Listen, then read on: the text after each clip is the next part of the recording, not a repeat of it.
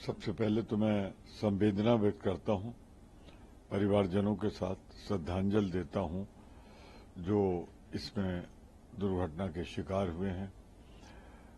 एक सवाल बड़ा है कि आखिर इतने लोगों को एक जगह पर एकत्र होने की अनुमति दी गई। उस अनुमति में 80,000 की अनुमति मांगी गई, तो क्या 80,000 लोगों के वहां बैठने की सुरक्षित व्यवस्था, निकलने की सुरक्षित व्यवस्था का प्रबंध था? क्या वहां मेडिकल सुविधा थी? ये सारे सवाल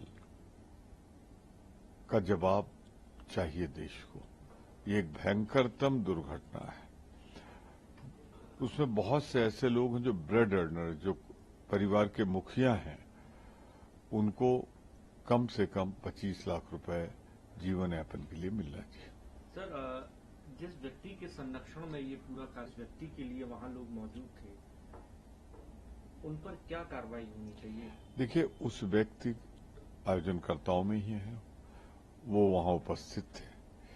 तमाम ढेर सारे सवाल उठ रहे। क्या उन्होंने कहा कि मेरे पैर छुओ या चरण धूल लो?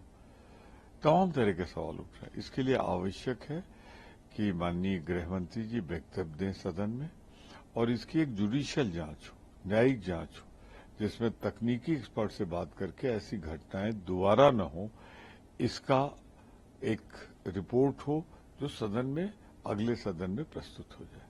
कल प्रधानमंत्री ने सर बात रखी 2014 से पहले, 2014 के बाद राहुल गांधी को बालक बुद्धि कह देना, विकसित भारत का जिक्र करना, क्या महत्वपूर्ण आपको लगा उनके बयानों में?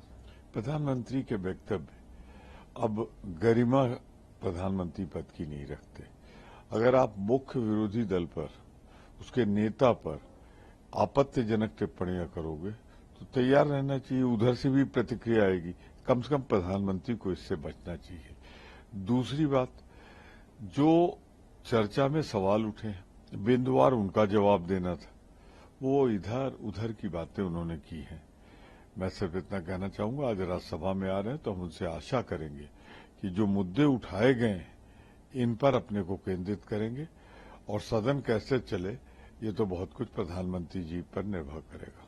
सबसे पहले तो मैं संवेदना व्यक्त करता हूं, परिवारजनों के साथ श्रद्धांजलि देता हूं जो इसमें दुर्घटना के शिकार हुए हैं।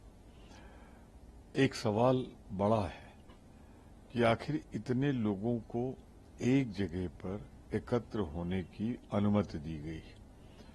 उस अनुमति में 80,000 की अनुमति मांगी गई, तो क्या 80,000 लोगों के वहां बैठने की सुरक्षित व्यवस्था, निकलने की सुरक्षित व्यवस्था का प्रबंध था? क्या वहां मेडिकल सुविधा थी? ये सारे सवाल का जवाब चाहिए देश को। ये एक भयंकरतम दुर्घटना है। उसमें बहुत से ऐसे लोग हैं जो ब्रेड अर्नर, जो परिवार के मुखिया हैं, उनको कम से कम 25 लाख रुपए जीवन यापन के लिए मिलना चाहिए।